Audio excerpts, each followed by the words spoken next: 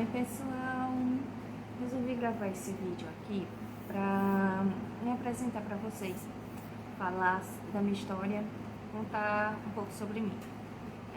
Eu fiquei órfã de mãe aos 14 anos de idade e assim, foi uma época muito difícil, foi um evento muito traumático, né, pra mim, não só pra mim, mas também pros meus irmãos. Ficamos em quatro, somos em quatro irmãos, né, eu e mais três. E, e aí foi muito difícil, né? Porque a nossa mãe, ela era a nossa base, ela era a nossa coluna da nossa casa, né? Da nossa família. Então, assim, vocês imaginam como foi pra gente, né? Ter perdido a nossa base. Foi muito difícil. E assim, ficamos nós quatro e o nosso pai, né? Nosso pai já era idoso.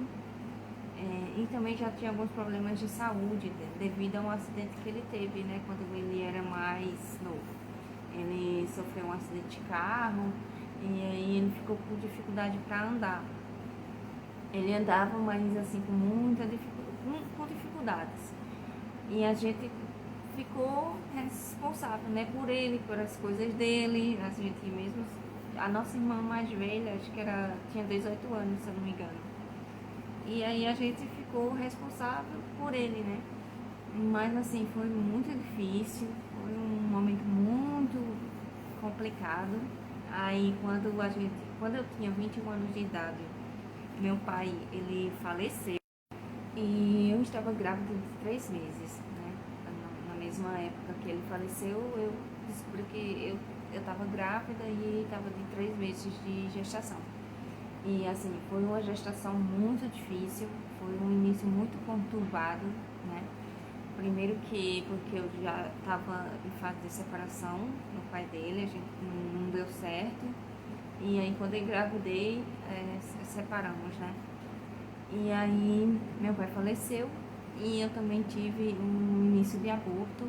E nesse início de aborto eu descobri que eu estava com a placenta baixa. Ou seja, que eu tinha que fazer esforço, fazer repouso absoluto durante a gestação inteira para mim poder segurar o meu filho, né? Então, assim, até na hora de eu fazer as minhas necessidades, eu tinha que me abaixar com muito cuidado, não podia me abaixar 100% para não, né, correr o risco da minha placenta sair e eu perder o meu bebê. E assim, no momento que meu pai faleceu, eu já estava já com a passagem comprada, né, para voltar para casa. E eu lembro que era o dia 8, se eu não me engano, meu pai faleceu e eu estava com a passagem comprada já pro dia 30. E eu não pude nem, assim, despedir do meu pai, não pude nem ir no enterro dele, e assim, foi muito difícil para mim. Quando eu cheguei lá na casa lá e que eu não vi ele, sabe? Tudo ali na casa me lembrava ele. Olha, gente, foi muito, muito difícil, muito difícil. Vocês imaginam para uma pessoa grávida passar por isso? E separação, perda do pai, foi Deus que sustentou. E além disso, né, a gravidez de risco. Mas aí, graças a Deus, deu tudo certo, muito esforço. Assim, consegui, graças a Deus me ajudou, né, consegui segurar meu filho, ele nasceu. E é o príncipe mais lindo da minha vida. É o príncipe mais lindo que existe na face dessa terra. Hoje ele tá com 9 anos de idade, meu bebezão, lindão, grandão de mamãe. E assim, e aí depois que meu pai faleceu, que veio a separação também, ele nasceu e aí eu fiquei morando com a minha irmã. E a gente morou com ela um bom tempo, assim, ela foi uma mãe pra mim.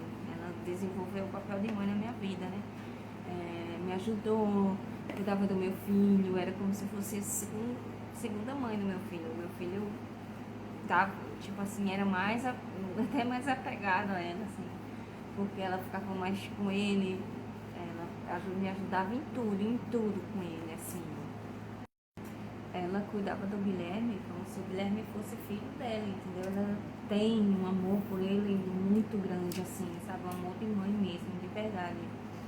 E durante um tempo ela até ficou com ele porque eu precisei sair de onde a gente morava, né, para poder ver se conseguia um trabalho melhor, alguma coisa assim. E aí ela ficou com ele acho que uns 3 meses mais ou menos, cuidando dele. E eu vim pra cá, pra onde eu tô hoje, para trabalhar.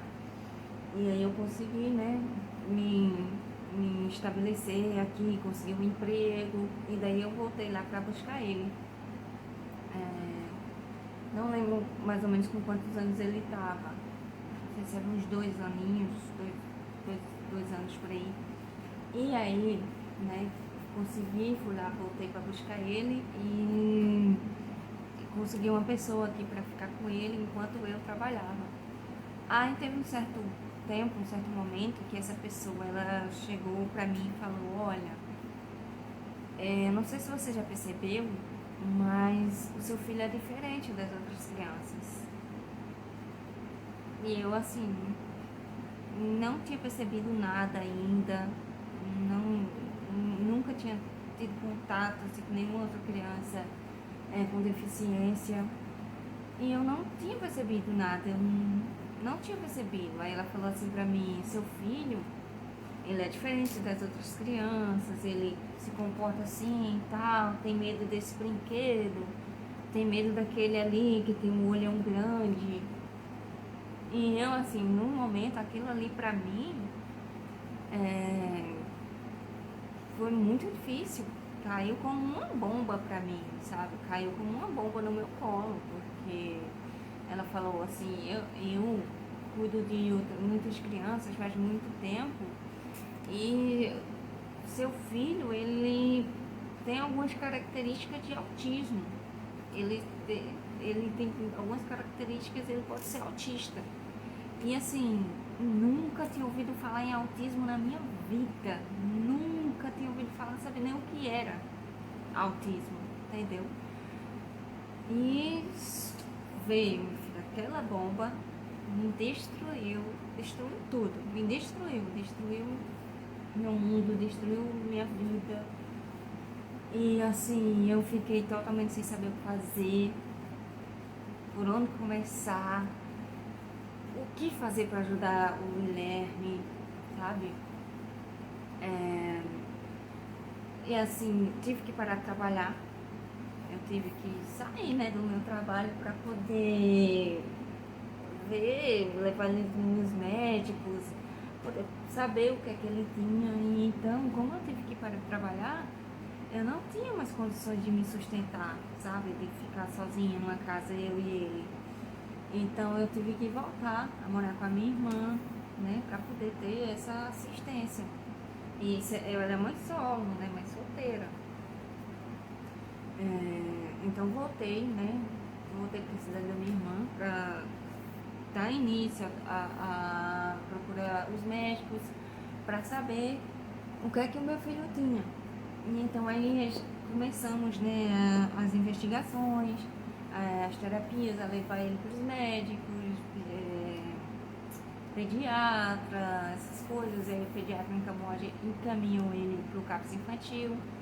E a gente foi para o CAPS infantil para poder fazer as terapias tudo certinho, né?